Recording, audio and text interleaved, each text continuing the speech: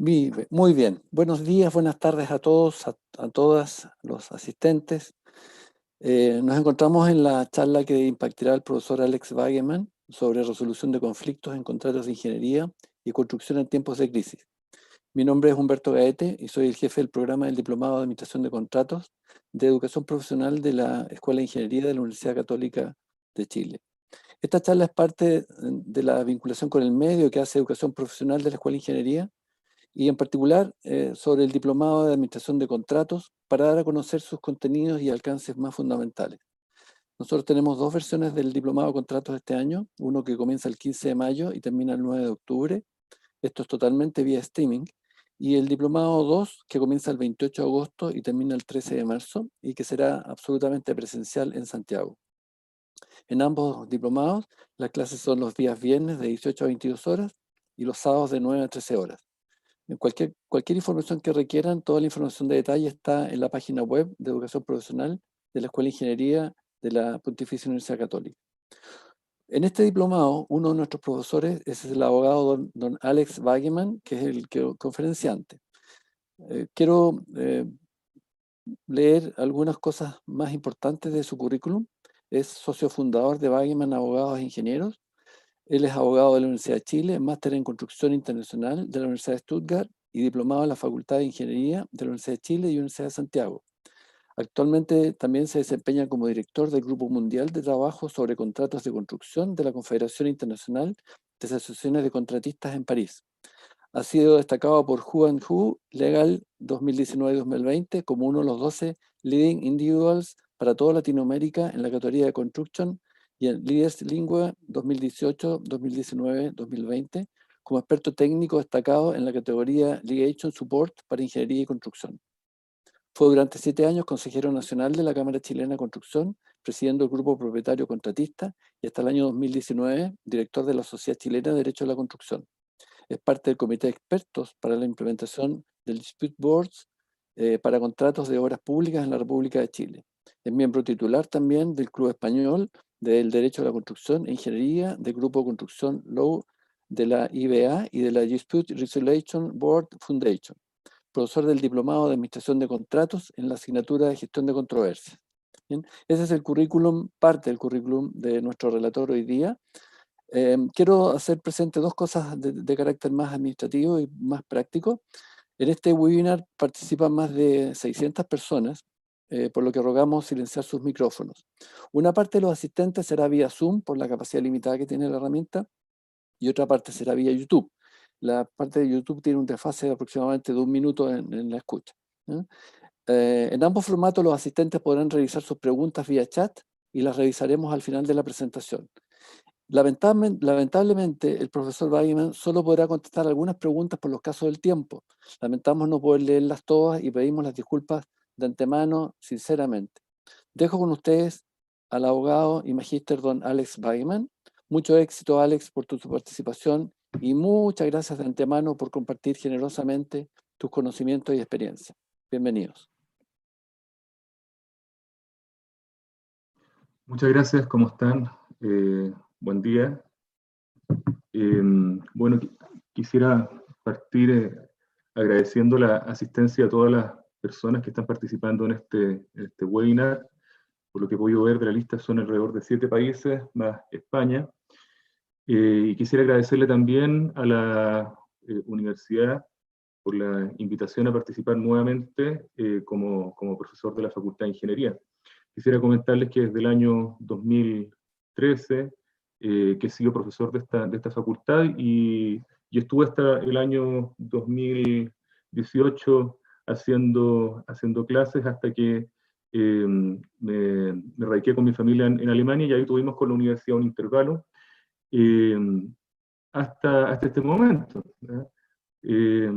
Ha pasado a raíz de todo lo que nosotros ya hemos visto y hemos podido conocer, se ha producido un cambio de paradigma en muchas situaciones, y parte de lo que está pasando es un cambio en la forma en la que entendemos la educación, de manera tal que se han ido generando oportunidades para profesores que estamos radicados en el extranjero para poder hacer clases en universidades latinoamericanas, y también, me imagino yo, que también se va a producir la posibilidad para que muchos alumnos tengan la posibilidad también de distintos países de inscribirse en otras universidades. Así que, bueno, hay muchas cosas que están por verse. Por lo pronto, quisiera partir esta charla hablando básicamente de tres temas. Lo primero va a ser referirme en términos globales al contrato de construcción y a la administración de contratos. En segundo lugar, voy a referirme al tema de los cambios, y cómo están conceptualizados, y finalmente voy a unir el concepto de gestión y gestión del cambio con el tema de las controversias, y particularmente en qué punto nos encontramos parados hoy en una situación de crisis. Para comenzar, quisiera mostrarles algunas imágenes que probablemente a ustedes les van a parecer desconectadas, pero que en la práctica tienen mucho que ver unas con otras. Aquí estamos viendo a una persona que está comprando un diario en el kiosco. Aquí estamos viendo a una pareja de recién casados. Aquí estamos viendo a un grupo de alumnos que está en la universidad tomando clases. Y aquí nos encontramos viendo una obra de construcción, particularmente esta es una construcción que se está haciendo en Guayaquil. Más allá del elemento común en todos estos casos, que son personas que están usando máscaras, parte de la nueva realidad con la que nos hemos estado encontrando el día de hoy. Hay un elemento clave que une a estas cuatro figuras, y este elemento clave es que todas de alguna manera u otra están celebrando algún tipo de contrato. Cuando uno va a un kiosco, lo que está haciendo es celebrar un contrato de compraventa de bienes inmuebles. Cuando uno se casa, está celebrando un contrato solemne. Cuando uno va a la universidad, usualmente está haciendo un contrato de servicios de estudio con la universidad.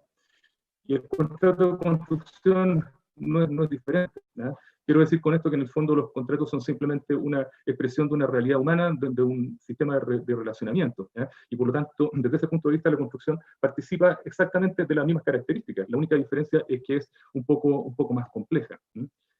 Y particularmente tiene dos aspectos que son particularmente llamativos en relación con el resto de las relaciones contractuales, ¿no? En primer lugar, desde el punto de vista subjetivo, requieren intención o afecto, ¿no?, de ambas partes, y al mismo tiempo de mantenerse en esta relación, ¿no?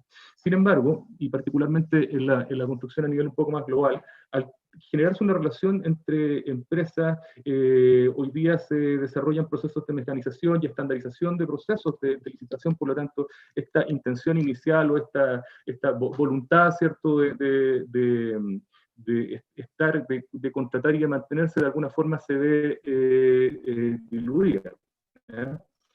Y otro elemento importante también, a propósito de la construcción, que es bien un poco distinto a otros tipos de contratos desde ese punto de vista, es que no siempre la intención de la empresa de mantenerse, que es una intención, podríamos llamarlo hasta cierto punto abstracta, está alineada, ¿cierto?, con la intención de aquel que representa a la empresa en terreno, y particularmente me refiero al administrador de contratos, ¿eh? Por eso muchas veces ocurre, ¿cierto?, de que existe una especie como de desalineamiento entre la política que tiene la empresa en el relacionamiento entre propietario y contratista, versus el relacionamiento que existe a su vez entre los administradores de contratos, ¿no? Y sobre eso me voy a referir dentro de un momento más. Un segundo punto que también es importante y diferenciador en relación a los contratos de construcción es que objetivamente requieren una definición mínima de alcance. No hay ningún contrato de construcción que no tenga al menos un término de referencia básico para poder definir de qué estamos hablando, ¿eh? Pero al mismo tiempo tiene la particularidad de que por sus características propias está en permanente modificación. Hasta cierto punto el contrato de construcción uno podría decir que es líquido, ¿eh?, en el sentido de que probablemente todos los que están acá participando, ¿cierto?, y que han tenido experiencia con algún contrato de construcción, podrán darse cuenta de que no hay ninguno, absolutamente ningún contrato de construcción que haya terminado de la misma manera en la que empezó. Absolutamente ninguno. Yo 25 años en esto y jamás me he encontrado con alguno, ¿eh? Por lo tanto, entendiendo que esa es una característica propia, cobra particular relevancia la definición de cómo se gestionan los cambios. Y curiosamente y de manera muy llamativa ocurre que no con bastante poca frecuencia uno se encuentra una buena cláusula de cambios que permite precisamente ver de qué manera las partes se pueden adaptar y flexibilizar y administrar ese cambio de una forma adecuada. Ahora, desde el punto de vista de la estructura del manejo de la relación, tenemos, utilizando este mismo ejemplo de la obra de construcción, tenemos por un lado el dueño, ¿cierto?, propietario, empleador, y por el otro lado nos encontramos con el contratista. El dueño tiene que enfocarse en ciertas cosas, tiene que responderle, por ejemplo, a bancos multilaterales. Nos toca ver con mucha frecuencia o participamos en muchos proyectos en donde el dueño está financiado por el Banco Interamericano de Desarrollo, por el Banco Europeo, que sí, por el Banco Centroamericano, y el dueño tiene que responderle a ese subcliente en particular. A veces tiene que responderle a los inversores, a veces tiene dentro de su estructura empresarial un conjunto de accionistas. ¿Por qué menciono esto? Porque el enfoque fundamental del dueño en la estructura de negocio o de relacionamiento que tiene con el contratista está basado en su enfoque primario está hacia la línea del financiamiento. Quiero decir con esto, ¿cierto?, de que el dueño, en vez de mirar directamente al contratista, tiene un cliente más importante, que es aquel, ¿cierto?, que lo está ayudando a financiarse. Y eso es un elemento importante a tener en consideración desde el punto de vista del manejo del relacionamiento. Por el lado del contratista, el contratista tiene que responder a un grupo de trabajadores, a su mano de obra directa, tiene que haber un tema de relacionamiento sindical muchas veces. También tiene que responderle a los subcontratistas, a veces los subcontratistas son incluso más grandes que el contratista. Tiene que responderle a proveedores y hacer normalmente una coordinación donde también para los que han participado en este negocio, los chinos y los indios, ¿cierto?, tienen una importancia fundamental, particularmente desde el punto de vista del manejo del equipamiento. Y adicionalmente tienen que manejar un relacionamiento desde el punto de vista de la prestación de los servicios. Hay contratos de transporte que están vinculados a contratos de alimentación. Y así entonces, como se puede ver, el enfoque que tiene el contratista no está dado por el financiamiento o cómo es la motivación del dueño, sino que está enfocado básicamente en la gestión de los recursos. Esa es la forma en la que el contratista mira su negocio. Y adicionalmente, ¿cierto?, tenemos por un lado un ingeniero y un supervisor. Que muchas veces operan por el lado del dueño, ¿cierto?, y en los estándares internacionales, que se yo como FIDI con ellos, que de repente trabajan un poco más dentro de una línea intermedia. Ahora, teniendo presente toda esta estructura empresarial, nos encontramos, ¿cierto?, de que dueño y contratista necesitan de alguna manera relacionarse, y en este relacionamiento aparecen los administradores de contrato. El administrador de contrato del dueño, ¿cierto?, y el administrador del contratista. El administrador de contratos es un personaje, ¿cierto?, propio de la industria de la construcción y que básicamente en un principio surge como parte del proceso de externalización y se ha ido decantando y perfeccionando y profesionalizando durante el tiempo, hasta llegar a un punto en el que se le piden una serie de atributos. Por eso me tomé la libertad de presentar esto con un Batman y un Superman, porque normalmente eso es lo que se espera de un administrador de contrato en términos teóricos. ¿Y qué es lo que se le pide a este administrador de contrato? En algunos lugares también se le llama gerente de proyectos, pero la función específica es administrar contratos. Se le pide una visión estratégica y un enfoque comercial, no solamente técnico. Se le pide autodominio y capacidad de poder resolver permanentemente problemas prácticos de forma prácticamente inmediata. Se le pide que tenga habilidades blandas y una capacidad de negociación 360, vale decir, con sus superiores, ¿cierto?, con sus pares, con sus subalternos, desde el punto de vista del administrador, del contratista, muchas veces tiene que ver también con manejos sindicales, ¿cierto?, con los trabajadores, muchas veces con los proveedores, entre otros. Y además, al momento de escribir, debe tener la capacidad de poder tener una buena redacción y una buena capacidad de análisis crítico. Eso es lo que se le pide. Ahora, ¿Qué es lo que tiene este administrador de contratos en la práctica? En la práctica tiene un enfoque técnico, pero bastante poca visión estratégica. Está normalmente muy enfocado en el hacer, en el sacar el trabajo adelante, pero pocas veces se encuentra que tenga una capacidad de overview, digamos, de mirar esto desde arriba y tomar decisiones de carácter estratégico. Otra cosa que también es muy llamativa es que el administrador de contrato en general es poco riguroso en lo administrativo contractual. Está preocupado de hacer el trabajo, por lo tanto no tiene una preocupación directa en la formalización de las cosas que hace, muchas veces descansa en otras organizaciones o en otros especialistas para que lo apoyen en eso. Y además tiene una peligrosa tendencia a los acuerdos verbales. Usualmente yo a mis alumnos, ¿cierto? Les comento, varios de ellos están en este momento en este webinar, el síndrome de ahí arreglamos.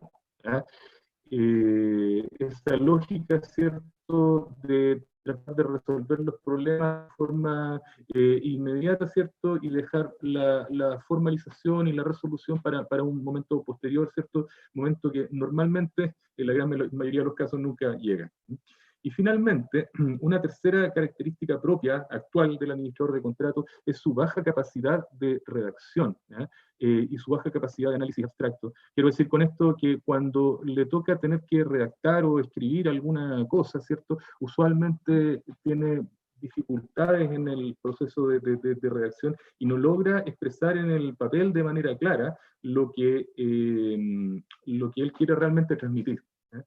Ahora, si tomamos en consideración estos elementos, que es la realidad actual con la que hoy día nos encontramos en el administrador de contrato, nos damos cuenta, ¿cierto?, que esta lucha, ¿cierto?, entre Superman y Batman se traduce básicamente en la siguiente figura.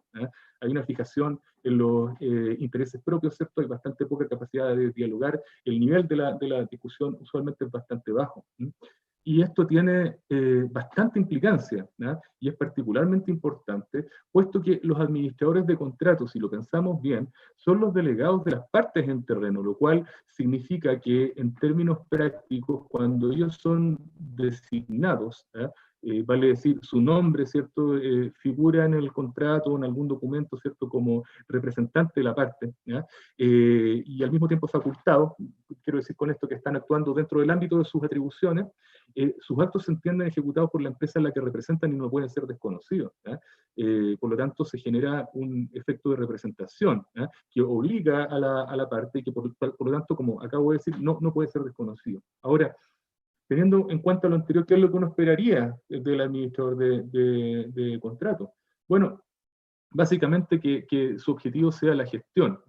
Eso es lo que uno esperaría. ¿Y qué gestión es la que debería hacer el administrador de contrato? Bueno, primero, una gestión sobre la correcta ejecución de los trabajos, dentro, ¿cierto?, de presupuesto, dentro de planificación y dentro de ciertos cauces bajo condiciones relativamente normales. Eso como una primera cosa. Y como una segunda cosa, y desde mi perspectiva, tanto más importante que la anterior, es tener la capacidad de poder gestionar los cambios que los trabajos requieren bajo los términos adecuados en el contrato. Es importante tener presente respecto a este punto que el administrador de contrato es un animal de la construcción y que se mueve dentro del cuadrilátero del contrato. Él no se puede exceder del marco que el contrato tiene, porque es el marco justamente, este contrato es el marco que le da la atribución al administrador de contrato para poder moverse, a diferencia de lo que ocurre, qué sé yo, con un representante legal de una empresa que tiene un ámbito de acción bastante más amplio. Ahora, el problema práctico, ¿cierto?, a propósito de la gestión de controversias, que de alguna manera, como ustedes pudieran probablemente anticiparlo, tiene que ver también con la gestión del cambio. Aun cuando la naturaleza de los contratos de construcción consiste en eso, ¿cierto? Muchas veces la gestión sobre los mismos por parte del administrador no resulta ser adecuada a las circunstancias, y esto es un problema crónico y global. Dentro de la labor que me corresponde desarrollar en SICA, recibo las experiencias de la gestión de proyectos en distintos países del mundo. Y normalmente la conclusión a la que uno llega es que este problema de los administradores de contratos no solamente se presenta en Latinoamérica, no es una cuestión propia de los latinoamericanos. Esto pasa en todas partes, absolutamente en todas partes, y tiene que ver con la forma en la que estamos pensando la gestión de la construcción. Bueno, habiendo hablado un poco de las personas, y espero estar bien dentro del tiempo, ahora me voy a referir brevemente sobre el tema de los cambios. Me fui al sujeto, ¿cierto? Y ahora me voy al objeto. Existen distintas clasificaciones de cambios, ustedes podrán encontrarlas en libros, pero mi intención en este caso es ser eminentemente prácticos y hablar de los cambios como parte de la naturaleza propia de los contratos de construcción, para luego bajar a continuación hacia el mundo de las controversias. Quisiera partir con una primera clasificación de cambios, y el elemento que los distingue tiene que ver con el contenido. Y podríamos hablar de cambios que son técnicos, ¿cierto? Y luego cambios que son no técnicos, englobando dentro de ello todo lo demás. Quiero decir con esto cambios que tienen que ver con aspectos contractuales, con aspectos administrativos legales, con aspectos ambientales, con aspectos laborales incluso.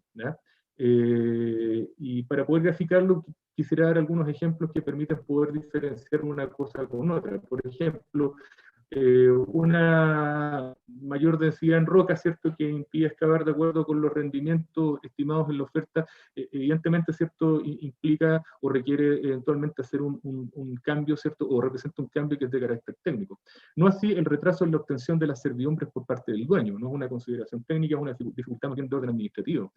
O la disminución de la jornada laboral de 45 a 40 horas, por ejemplo, es un acto de autoridad que tampoco tiene una condición de carácter técnico, pero sí eventualmente podría tenerlo la necesidad de reparar fisuras en una muralla, ¿cierto?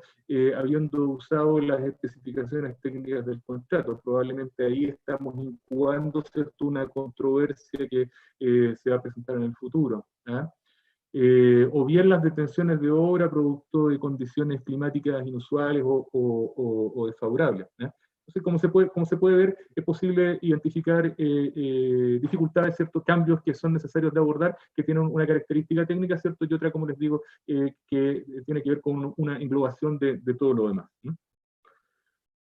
Una segunda clasificación tiene que ver con el modo de formalizar los cambios, vale decir, a través de qué instrumento yo materializo el cambio. Y aquí tenemos normalmente la gran distinción o diferenciación entre la nota y orden de cambio, ¿cierto?, o la modificación de contrato. Curioso esto, en general uno lo asume como una condición bastante sabida. Cuando uno se ve aplicado, ¿cierto?, en un proyecto, normalmente nota de que existe un cierto nivel de desconocimiento para poder diferenciar entre una figura y otra, por lo cual creo que es bueno de repente hacer este repaso. Primero, hay que tener presente que la nota o el orden de cambio, ¿cierto?, es al administrador de contrato, como la modificación es al representante legal. Eso es como una primera gran división entre ambas cosas. Por lo tanto, podríamos decir que en términos generales, ¿cierto?, una orden o una nota de cambio es un documento suscrito por el administrador de contrato en su calidad de tal. Muchas veces ocurre, ¿cierto?, que la nota de cambio tiene que estar firmada por el administrador de contrato, pero también firma, qué sé yo, el encargado de programación y control, el encargado de oficina técnica y el abogado, ¿cierto?, finalmente lo valida, le da una revisión funcional. Pero lo que ocurre en la práctica es que simplemente lo que están haciendo ellos es desarrollar un proceso de validación, pero la firma relevante en este caso es la del administrador de contratos, pues es él el que tiene la representación en relación con el contratista. Lo segundo es que normalmente refleja cambios que están considerados dentro de lo que se estima como parte del alcance del contrato. También normalmente tiene un límite en términos de monto acumulado. Si ustedes revisan los contratos de construcción, se van a dar cuenta que el administrador de contrato normalmente, cuando tiene la facultad de hacer notas u órdenes de cambio, tiene un cierto límite en términos de cantidad. Y superado ese límite, esas notas de cambio se tienen que transformar en una modificación de contrato, por razones básicamente de control de presupuesto. Por el otro lado tenemos la modificación, que es un documento suscrito por el representante legal, y esto obedece a la lógica de que los contratos se pueden modificar de la misma forma en la que se hicieron. Luego refleja cambios, aspectos que son contractualmente regulados. Yo no puedo, a través de una orden de cambio o una nota de cambio, poder modificar algo que está establecido en el contrato, porque el administrador de contratos no tiene facultades para poder hacer eso. Sí lo puede hacer el representante legal, y por lo tanto el instrumento a través del cual se materializa un cambio al contrato es a través de una modificación de contrato. Esto tiene particular importancia, por ejemplo, cuando dentro del contrato se fijan hitos intermedios, ¿cierto? Multas o ciertas condiciones que tienen que ver con la gestión. Y muchas veces sucede que el administrador de contrato de por sí o a través de una orden de cambio, ¿cierto? Modifica hitos intermedios, ¿cierto? Fechas de programa, de manera bastante frecuente, o eventualmente releva de multas al contratista, no teniendo facultades para hacerlo, dado que la única forma de poder hacerlo es a través de una modificación de contrato. Y a veces también esta modificación se utiliza para formalizar ciertas notas de cambio u órdenes de cambio, ¿cierto? Dependiendo del país en que nos encontremos. Una tercera clasificación tiene que ver con el nivel de consenso. Y aquí hay una tercera clasificación que tiene que ver con la distinción entre las variaciones y los reclamos. Las variaciones usualmente son instrucciones que el dueño o quien hace como representante del dueño le da al contratista, que normalmente implica algún tipo de cambio físico a los trabajos que se están contratando. Se pagan de acuerdo a los precios del contrato, porque están dentro del alcance, van directamente del dueño hacia el contratista, y normalmente requieren ser respaldados ya sea a través de una orden de cambio o una modificación de contrato. Como ven, ¿cierto? Acá lo que hay es un direccionamiento que va de un lado hacia el otro, ¿cierto? Y normalmente se genera como consecuencia un acuerdo entre partes. Y por el otro lado tenemos los reclamos. Los reclamos en general son situaciones que suceden y por lo tanto no requieren de una instrucción específica. Normalmente implican no un cambio físico al trabajo contratado, sino que un cambio a la manera de ejecutar los trabajos. Por ejemplo, la improductividad o la pérdida de rendimiento es una condición más propia de la figura del reclamo que de las variaciones. Y por lo tanto también la forma de pago es distinta, porque está más asociado al derecho de daño. Cuando yo tengo una situación que está fuera del alcance del contrato, que implica un cambio de la forma de hacer las cosas, yo normalmente no utilizo un precio del contrato, porque usualmente no lo hay. Lo que yo hago es tratar de identificar cuáles son los daños o los perjuicios que me produce este evento, ¿cierto? Y lo presento como tal, ¿no? Y esta diferenciación, que aparentemente resulta bastante básica, es uno de los errores más graves que usualmente se cometen en la presentación de los reclamos, y que básicamente consisten en que yo trato de reclamar un daño utilizando precios unitarios del contrato. Vale decir, estoy confundiendo, ¿cierto?, la lógica de una variación, ¿cierto?, con la lógica de un reclamo, donde en una lo que estoy tratando de hacer es establecer un precio, y por el otro lado, ¿cierto?, lo que estoy haciendo es tratar de determinar un daño. Quiero decir con esto, ¿cierto?, que el tratar de justificar un daño, ¿cierto?, a través de una elaboración de precios, no debiera ser la vía correcta.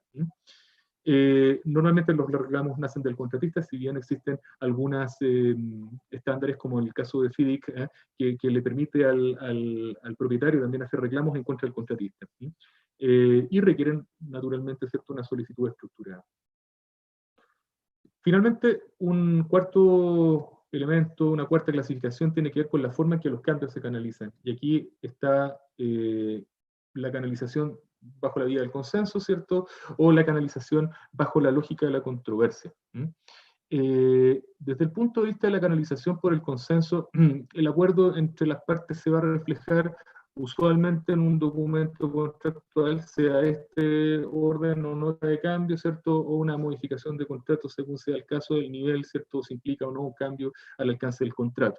Ahora, normalmente me toca ver que este tipo de cambios está precedido de otro documento, como por ejemplo un acta de cierre o una minuta de acuerdo. Si bien es importante que esos documentos existan porque de alguna manera permiten reflejar la voluntad de las partes, es también recomendable que se reflejen en un instrumento que sea contractualmente válido para no tener dificultades posteriores. Por el otro lado, cuando las partes no se logran poner de acuerdo en relación con el cambio, usualmente nos vamos hacia la línea de la controversia. Y la controversia, y de alguna manera con esto voy dando pie a la tercera parte de la charla del día de hoy, es un reflejo de la incapacidad de los administradores de contrato de las partes de poder llegar a un arreglo, por lo cual se tiene que activar este proceso de solución que trata de alguna manera hacer que las partes vayan en las distintas instancias tratando de lograr un acuerdo. Los contratos usualmente identifican dos grandes formas de resolver las controversias. Primero, una referencia, una remisión directa, ¿cierto?, a los juzgados ordinarios, cortes o eventualmente arbitraje. ¿Ya? Vale decir, si no estamos de acuerdo con el cambio, ¿cierto?, la parte que está disconforme se va directamente al juicio o al árbitro según sea el caso. ¿Ya? Y por el otro lado también tenemos la figura de las famosas cláusulas escalonadas, que lo que hacen en la práctica es establecer distintas instancias, ¿cierto?, de progresión con el objetivo de ir de alguna manera viendo si es que está la opción de poder lograr llegar a un acuerdo sin necesidad de poder llegar a la instancia judicial posterior. Esto es, por ejemplo, establecer un procedimiento de reclamo, ¿cierto?, establecer la figura de un dispute board o junta de resolución de disputas, ¿cierto?, o comité de resolución de controversias o panel técnico. ¿Eh? Lamentablemente en esto no tenemos hoy día una estandarización terminológica, pero básicamente estamos hablando de la misma figura. La figura de la mediación, eventualmente también como una instancia intermedia. Ahora bien, si recordamos las 4 clasificaciones nos vamos a dar cuenta de que a su vez ellas son agrupables. Cuando hablamos de cambios en función del criterio del contenido y en función de la manera de formalización, tiene que ver esto básicamente con los alcances del contrato. Cuando hablamos de cambios originados por el nivel de consenso, su forma de canalización, tienen que ver con la forma de gestión del contrato. Este tema es particularmente relevante, puesto que si yo quiero atacar los cambios que están en la filmina, en la lámina de la izquierda, ¿cierto? Van a notar que la forma de poder atacarlo tiene que ver con el mejoramiento de las condiciones del contrato mismo, propiamente tal. ¿Ah? En cambio, las que están en la parte de la derecha, ¿cierto? Tiene que ver con la mejora en la gestión por parte de quienes administran los contratos, ¿eh? Y por lo tanto se tienen que abordar de manera diferente. Creo que voy bien con el tiempo. A continuación voy a empezar a aterrizar entonces con el tema de los controversias y los conflictos, ¿cierto? Ya habiendo hablado de la administración de los contratos, ¿cierto? Y habiendo hablado de los cambios. ¿Mm? Lamentablemente, ¿cierto?, un cambio mal llevado es un conflicto inmediato. ¿Mm?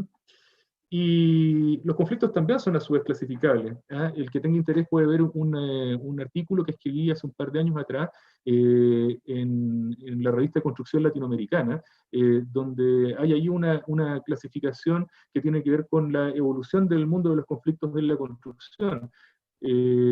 Primero, originalmente, ¿cierto?, los conflictos estaban dados por dificultades de carácter técnico. Por ejemplo, baja calidad de la ingeniería, ¿cierto? Aspectos que no estaban considerados en los planos, pero luego nos fuimos mutando hacia el mundo de las controversias de orden administrativo contractual y que básicamente tienen que ver con la distribución de los riesgos de los contratos. Entonces, primero, ¿cierto?, nos fuimos de lo técnico, luego avanzamos hacia lo contractual. Y el día de hoy, particularmente en los últimos años, hemos evolucionado hacia una naturaleza de conflictos que yo llamaría relacionales, ¿ah? Que tienen que ver con el vínculo, con la forma en la que las partes nos llevamos. ¿Ah? Y esto básicamente se produce porque ha habido un perfeccionamiento desde el punto de vista técnico por parte de los profesionales que participan en el mundo de la construcción, y por el otro lado también ha habido una suerte de acostumbramiento a las condiciones de distribución de riesgos que se han ido generando en los últimos años. Por lo tanto, la dificultad se va hoy día dando más bien en la forma en la que nosotros gestionamos el contrato, ¿cierto?, en el momento de su ejecución, ¿no? De hecho, muchas veces hice con alumnos de diplomados o de máster este ejercicio, ¿cierto?, de hacer prácticas y ver en casos concretos cómo se van caracterizando los problemas y llegamos a la conclusión que el día de hoy parte importante, si no la gran mayoría de los problemas tienen que ver precisamente con el relacionamiento entre las partes. que es un tema no menor, siendo que en general estamos bastante enfocados en lo técnico y en las soluciones técnicas. Ahora, adicionalmente a esto, las controversias también pueden ser englobadas desde dos grandes puntos, las controversias usuales o inusuales, y es justamente a lo que me voy a referir ahora a propósito del título de la presentación, que es manejo de controversias en situaciones de crisis. Lo primero es darle un ejemplo. Esto es una inundación en la ciudad de Cochabamba, Bolivia. El ejemplo es, bueno, hay una lluvia intensa, ¿cierto? Inunda la avenida que está acá en construcción. Según el dueño, es una responsabilidad del contratista por un problema, ¿cierto?, en la ejecución de la pendiente que es inferior a lo que está indicado en las especificaciones técnicas. Vale decir, debiendo ser así, resulta ser así. Y por el otro lado, el contratista dice, esto es un problema del dueño, ¿cierto? Porque la causa basal de esto fue el rebalse de los colectores que están ahí en la esquina y que son de su responsabilidad. Ahí tenemos una controversia ordinaria, ¿cierto?, que se presenta en un contrato de construcción en Cochabamba, en Paraguay, en Chile, que se yo, y en cualquier otro lugar del mundo. Ahora bien, frente a estas controversias, ¿cuál es la manera de actuar o cuál podría ser como la estructura lógica con la cual se maneja esta controversia? Básicamente en dos pasos. El primer paso es caracterizar la controversia, vale decir, entender de qué estamos hablando, de qué se trata. Esta es una controversia legal, es una controversia técnica, implica el análisis de ambas cosas. Esta primera revisión permite determinar cuál es el tipo de soporte y cuál es la estrategia que se requiere. Luego, la segunda pregunta que uno debería hacerse es, bueno, ¿esto es resolvible o es un deal breaker? Quiero decir con esto que la pregunta base pasa por decir, bueno, en el caso de que no lleguemos a un acuerdo, ¿cierto?, en relación con esto, ¿esto implicaría la terminación del contrato o podríamos seguir adelante? Eso tiene que ver un poco con la determinación de la magnitud del conflicto. Y el tercer elemento a tener en consideración es, bueno, ¿qué es lo que dice el contrato al respecto? ¿Cómo tiene que ser abordada? Hay una cláusula de reclamos, tengo time bars, tengo que presentar esto dentro de un determinado periodo, hay una cláusula escalonada, no hay ningún tipo de regulación. Curiosamente, y algunos de ustedes probablemente lo tienen que haber visto, existen contratos que no tienen absolutamente ninguna definición sobre resolución de controversias. Simplemente está la cláusula de cambios y por el otro lado te encuentras con que en caso que no haya acuerdo hay una cláusula arbitral que te manda a la Cámara de Comercio de Santiago o de Lima o a UCITRAL y no hay ninguna cláusula que te diga cómo manejar el conflicto. De manera bastante más común de lo que uno realmente quisiera. Luego tenemos una segunda parte. Primero caracterizamos la controversia, ¿cierto? Tratamos de ver de qué se trata y luego vamos al tratamiento, cómo la vamos a manejar. Y acá tenemos 13 stages o niveles. El primero es el nivel estratégico, que implica hacerse algunas preguntas claves. Naturalmente hay más que estas, pero yo he querido simplemente resumirlas por un efecto de espacio. Primero la oportunidad de presentación. ¿Cuándo presentó la controversia? Quisiera contarles, por ejemplo, un caso que también lo contaba en las clases, en donde un contratista nos pide que le preparemos un importante reclamo de alrededor de $20 millones, y nosotros le decimos a este contratista en particular que tiene que presentar el reclamo en un determinado momento. Hagamos de cuentas que nos encargaron el trabajo en septiembre y nosotros le decimos que tienen que entregarlo en enero del año siguiente. Pero el contratista toma la decisión estratégica, ¿cierto?, de no presentarlo en ese momento, sino que quería resolver ciertos problemas que tenían que ver con la ejecución de cantidades de obras, y el reclamo lo termina presentando 5 meses después, por ahí, o 6 meses después, en el mes de julio. ¿Qué es lo que hace el propietario cuando recibe esto? Sencillamente le dice, te pago un 10% de lo que tú estás reclamando.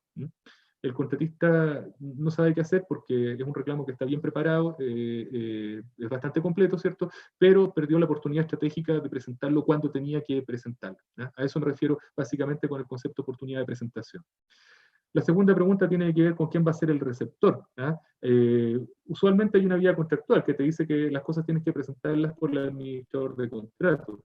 Pero pensemos lo siguiente, si el administrador de contrato, ¿cierto?, es precisamente parte del problema, porque se produjo una personalización del conflicto y los administradores de contrato no lograron ponerse de acuerdo entre ellos, ¿qué nos hace pensar, ¿cierto?, que canalizar esta situación ante el mismo administrador lo va a resolver? Es como la definición de la locura de Einstein. Y una tercera pregunta tiene que ver con el escalamiento, ¿ya? Que es, bueno, ¿hasta cuándo vamos a revisar el conflicto en este nivel? Lo voy a presentar en este punto, ¿cierto? Pero tengo que tener claro a priori, ¿cierto? ¿Cuál va a ser el nivel de iteración y el tiempo en que voy a manejar el conflicto, ¿cierto? A este nivel, ¿cierto? Antes de proceder con el escalamiento. Cuando existe la posibilidad de escalar, naturalmente. Un segundo nivel tiene que ver con lo legal contractual, ¿ya? Y lo legal contractual implica ver qué es lo que exige el contrato en términos formales para el planteamiento de la controversia, plazos, contenidos mínimos, ¿cierto? En ese sentido podríamos estar hablando bastante rato respecto de las diferencias entre common law y civil law, porque el derecho anglosajón en general tiene cierta naturaleza que está basada en la libertad contractual y que obliga de alguna manera, ¿cierto?, a que uno como parte sea más responsable de hacer las presentaciones dentro de determinados plazos, y si eso no se cumple, ¿cierto?, se produce un efecto de caducidad en donde el contratista pierde el derecho, situación que no ocurre normalmente en los sistemas de civil law como en el derecho latinoamericano en general. Y luego también hay que considerar cuál es la descripción de las situaciones y el fundamento contractual en términos de quién asume el riesgo, lo cual implica necesariamente que uno haga un análisis de riesgo contractual de manera previa a la presentación del conflicto. Eso sería lo ideal.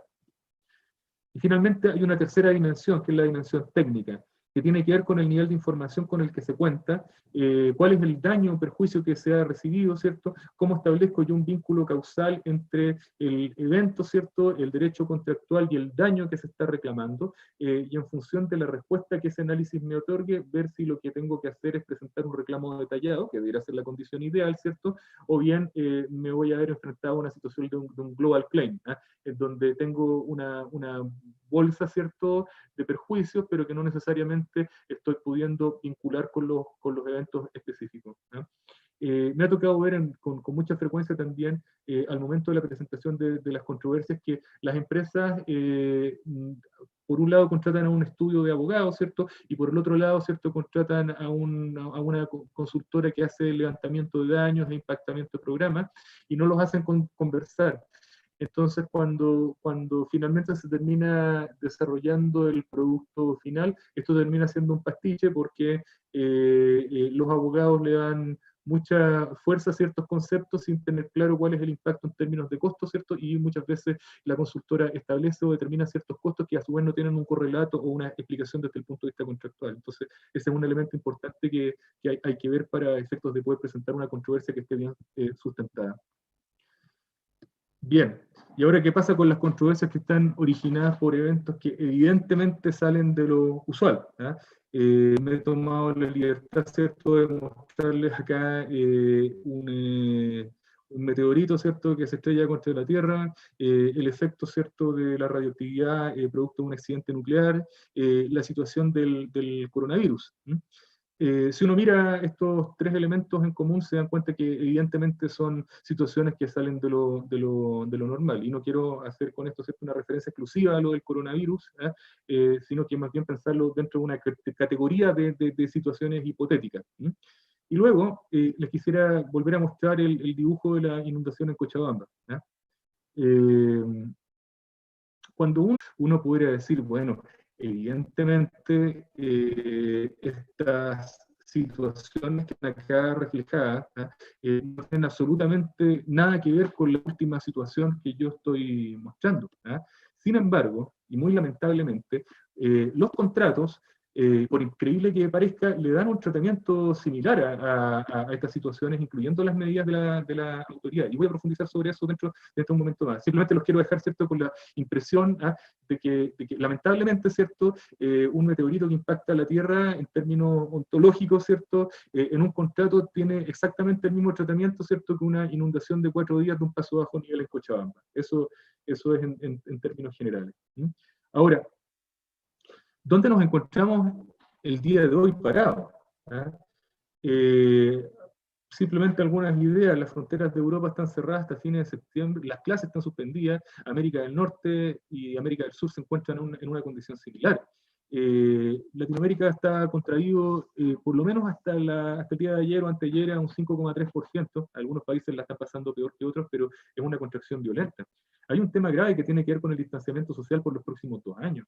Y la industria de la construcción particularmente, ¿cierto?, ha sido considerada como no ha sido considerada en todos los lugares como estratégica, salvo algunos casos particulares. Y desde el punto de vista contractual, hoy día todavía estamos discutiendo ciertas cosas. Primero, si la pandemia, ¿cierto?, del COVID es o no un evento de fuerza mayor, o bien si el evento de fuerza mayor no es la pandemia, ¿cierto?, sino que los actos de autoridad que limitan la ejecución de las obras o que limitan la movilidad de las personas, etc. Todavía se discute en nuestro país si resulta aplicable la teoría de la imprevisión, una cosa increíble, dado que los tribunales ordinarios sistemáticamente la están rechazando, a pesar de que hay algunas tímidas aceptaciones desde el punto de vista arbitral. Todavía se discute si las consecuencias del COVID, ¿cierto?, implican o no una alteración en el equilibrio económico de los contratos. Y se están revisando algunas teorías nuevas, qué sé yo, o variantes para alegar la fuerza mayor, por ejemplo, la imposibilidad económica de cumplir el contrato. Hace un par de días atrás escuché al profesor Enrique Barros hablando de esa posibilidad, o la teoría de frustration, como lo que en el fondo es que producto de la pérdida de propósito del contrato, entonces el contrato se termina por frustración. Ese es el nivel de discusión que hoy día estamos teniendo. Y cuando uno lo piensa objetivamente, si bien es una discusión desde el punto de vista doctrinariamente importante, ¿cierto? En la práctica, al parecer ser que, dado lo que estamos viviendo, está quizás un poco fuera de foco. Hoy día las cláusulas de los contratos no estaban preparadas para esta situación. Se está pensando, ¿cierto?, en la lluvia del paso bajo nivel, no en una situación como esta. Pero, sin embargo, hoy día las partes están tratando de ajustar a la realidad a estos contratos, en vez de que sean los contratos los que se debieran ajustar a la realidad. Y este problema práctico que se está produciendo no está remitido específicamente a la condición de la fuerza mayor, sino que el problema práctico que viene a continuación es el cambio futuro en la manera de hacer las cosas, porque se va a hacer físicamente y económicamente inviable el desarrollo de la etapa de la construcción en obras que estaban en curso. ¿Por qué?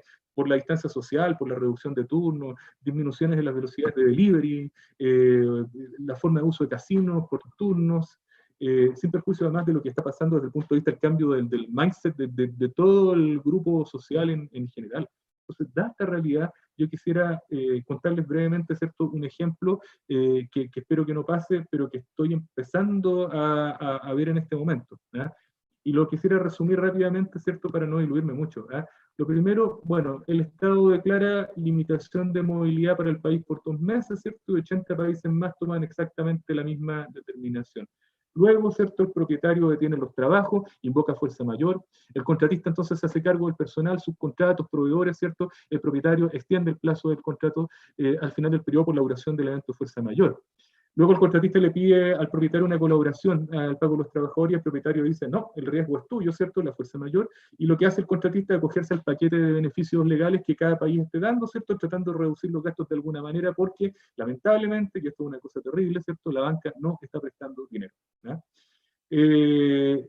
En la siguiente etapa el contratista, bueno, logra sobrevivir estos segundos meses, estos 2 meses, el propietario pide reanudar los trabajos a la brevedad posible, dice, te voy a dar un desplazamiento de programa de trabajo por el mismo periodo, ¿cierto?, al final, pero el problema práctico es que el contratista solamente puede, a partir de ese momento, trasladar a la mitad del personal, duplica el monto de los buses requeridos, está con proveedores retrasados porque las fábricas deben trabajar con distancia social, entonces la producción del equipamiento es al doble. En resumen, su productividad se reduce a la mitad y el gasto al doble. Entonces, ¿qué es lo que hace el contratista? Le pide una compensación al propietario por pérdida de productividad. Le dice, voy a mejorar los procesos, voy a reorganizar mis actividades, ¿cierto?, para poder reducir la contribución. Pero el propietario insiste que el riesgo es del contratista, por lo que tiene que asumir sus propios costos y perseverar en el contrato. ¿Qué pasa entonces? El contratista dice, no tengo otra alternativa, antes de caer en insolvencia me voy a salir del contrato, y con eso se judicializa el conflicto. ¿Qué es lo que hace el propietario? Bueno, sale a buscar quien reemplaza al contratista, ¿cierto?, que abandonó las obras, los nuevos oferentes, ¿cierto? Dada la situación de distanciamiento social, ¿cierto? Están ahora tirando sus ofertas al doble del precio, entonces el propietario no le queda más alternativa que darse vuelta, hablar con los inversionistas le dicen, ¿cierto? Que hay margen para pagar algo más, pero no el doble, ¿no? Y como resultado, ¿cierto? El proyecto se detiene y todos se van para la casa, ¿no? La pregunta que uno se hace frente a esta crónica de una muerte anunciada, ¿cierto? Es, bueno, este es el enfoque tradicional aplicado, eso es lo que estamos haciendo el día de hoy. ¿Quién gana en definitiva con esto? ¿Eh? ¿Quién gana realmente con esto? Y entonces caemos con esto al manejo de las controversias en circunstancias extraordinarias. Primero, bueno, la solución de manual no soluciona el problema. Puede salvar la hipótesis, podemos encontrar una hipótesis que caiga en el contrato, pero no va a salvar el negocio. La discusión doctrinaria entonces va a ser útil, pero siempre que apoye la solución, no la defensa de parte. ¿Y cuál es la opción entonces? La colaboración mutua. El contratista debe tomar medidas de mitigación, dar eficiencia en los procesos, reducir sus costos, ¿cierto? Incluso disminuir sus expectativas de utilidad, porque es preferible eso, ¿cierto?, que terminar en la insolvencia.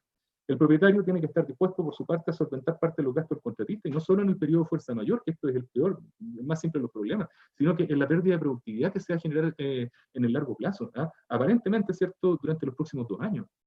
Y si aplicamos el mismo ejercicio que hicimos a propósito de las controversias ordinarias, caracterizamos la controversia, la verdad es que no tiene mucho sentido hacerla. Y desde el punto de vista del tratamiento, cambia el mindset. Estratégicamente tenemos que pensar fuera de la caja, y el propietario tendrá que ver, ¿cierto?, cuánto le vale desplazarle el riesgo al contratista versus las consecuencias de esa decisión. Y el contratista tendrá que ver cuánto vale permanecer, ¿cierto?, cualquier costo, optimizar o retirarse. Desde el punto de vista legal contractual, la pregunta va a ser, bueno, ¿cuál va a ser la solución en términos de base legal que se va a dar para satisfacer los requerimientos legales en caso que el contrato no nos sirva?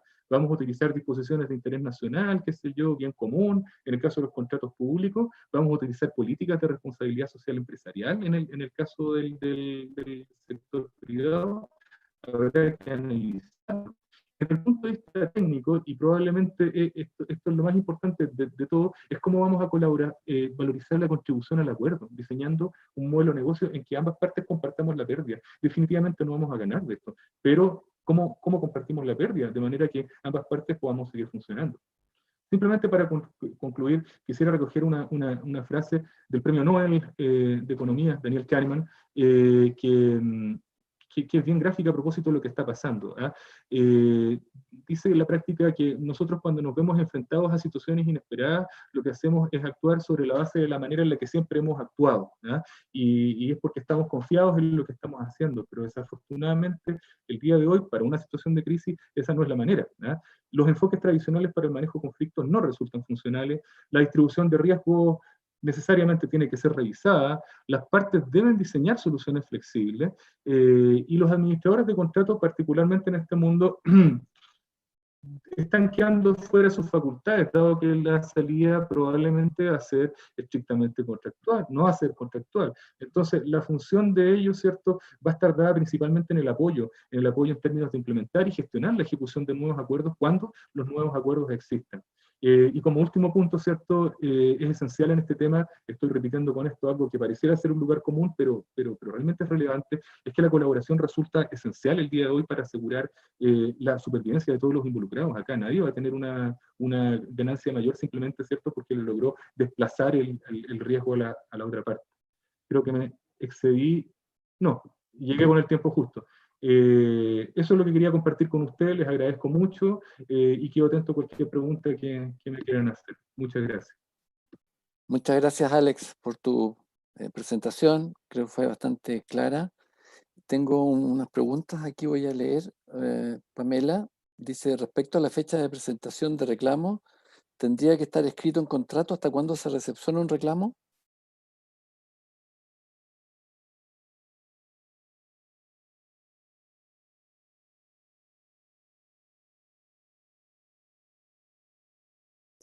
Reinicia tu Perdón, sí. Reitero la respuesta. Depende de cuál sea el sistema en el cual nos encontremos parados. Si estamos hablando de un contrato en Chile, Perú, qué sé yo, o Sudamérica en general, la respuesta es que en la práctica, si bien el no tener, el presentar una reclamación fuera de plazo, de alguna manera le va a, le va a restar fuerza al reclamo. Lo cierto es que en la práctica siempre existe la posibilidad, ¿cierto?, bajo el principio de la reparación integral del daño, de poder presentar esto en un arbitraje o en un tribunal, según esté establecido en el contrato. Por lo tanto, si bien lo ideal es que uno presente el reclamo dentro del plazo establecido en el contrato, el hecho de no hacerlo tampoco le quita el derecho de poder presentarlo en una instancia posterior, y eso ya está resuelto desde hace bastante tiempo. Ok. Otra pregunta. Asumo que tocarán el tema de la fuerza mayor, pero me adelanto a consultar quién asume mayores costos que asume el contratista producto de una paralización de obras por el COVID si el contrato no lo define. Bueno, perfecto. También sobre esto se han hecho bastantes webinars sobre aspectos específicos relacionados al tema de la fuerza mayor. A ver, en términos globales, cuando el contrato no dice nada, se aplican las reglas generales supletorias del Código Civil. Y el Código Civil, aplicado al contrato de construcción en términos prácticos, te dice que el contratista se tiene que hacer cargo del pago de los recursos durante todo el periodo que dura la fuerza mayor, y mientras tanto, ¿cierto?, el propietario se tiene que hacer cargo de darle al contratista una extensión de plazo por el mismo periodo de la fuerza mayor. Ok. Otra pregunta. ¿Cómo puede haber colaboración mutua si los contratistas no participan de la redacción de los contratos y los dueños no son colaborativos en los cambios? Perfecto. También es una muy buena pregunta. Aquí lamentablemente se encuentran dos visiones. La primera es no todos los contratos de construcción pueden ser tailor-made.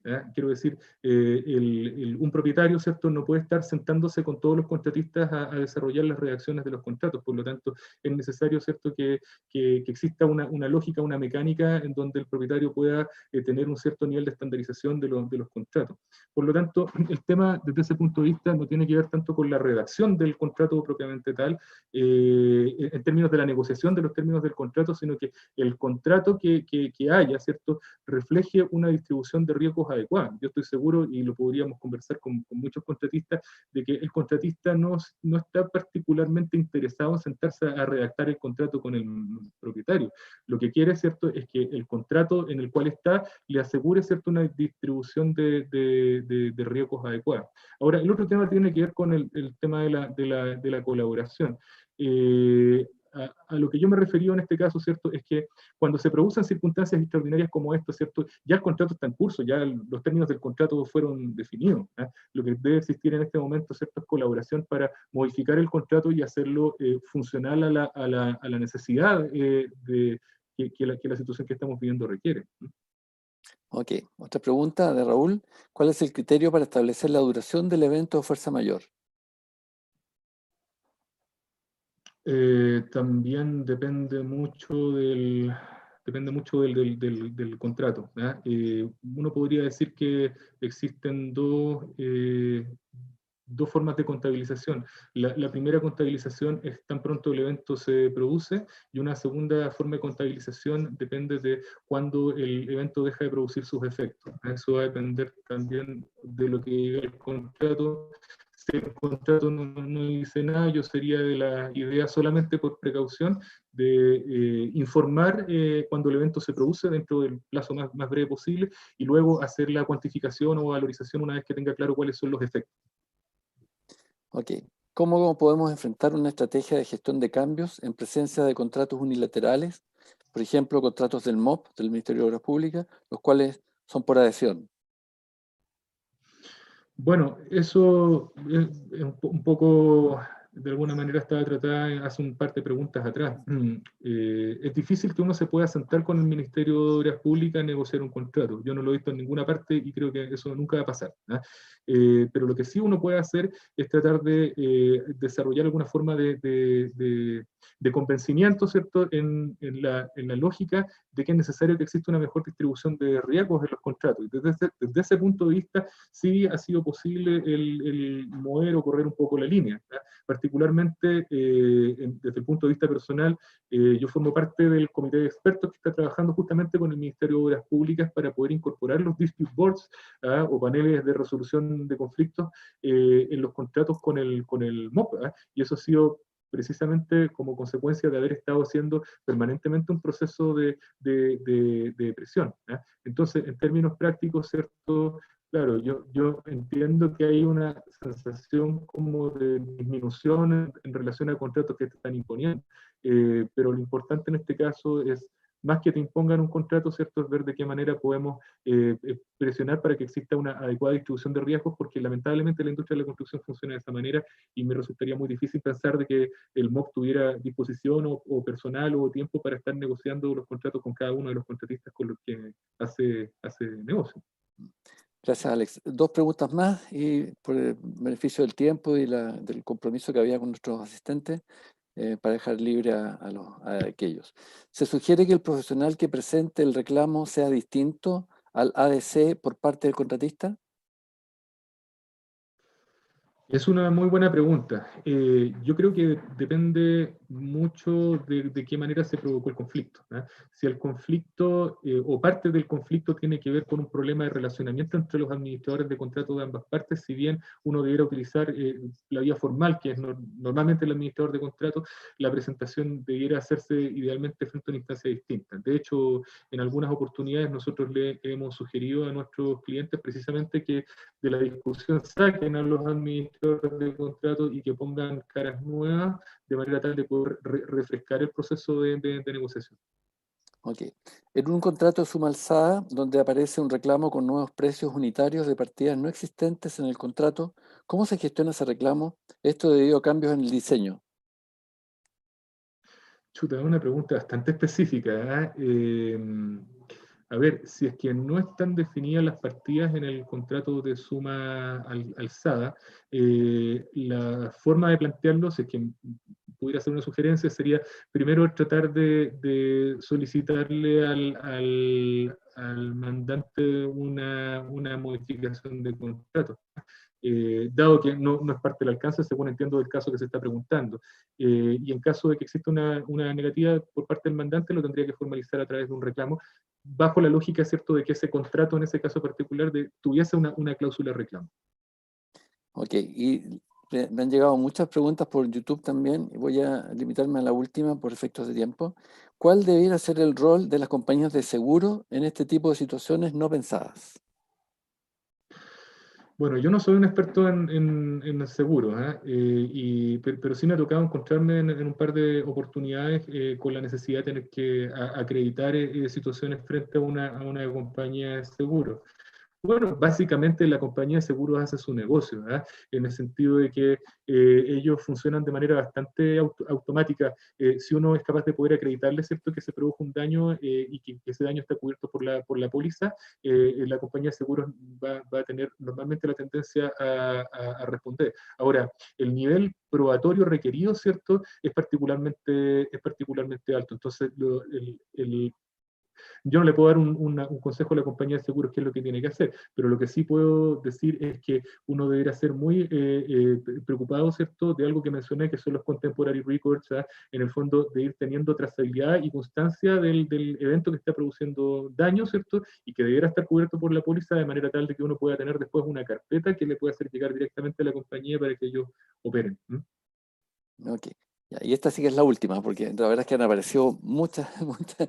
¿Cómo aseguras una buena negociación si finalmente entra el contexto cultural de dónde vienen o cómo son los inversionistas o del origen del proyecto geográficamente? También es una pregunta bien, bien complicada, pero yo creo que la respuesta pasa por gastarse un poco más de tiempo en la caracterización del conflicto.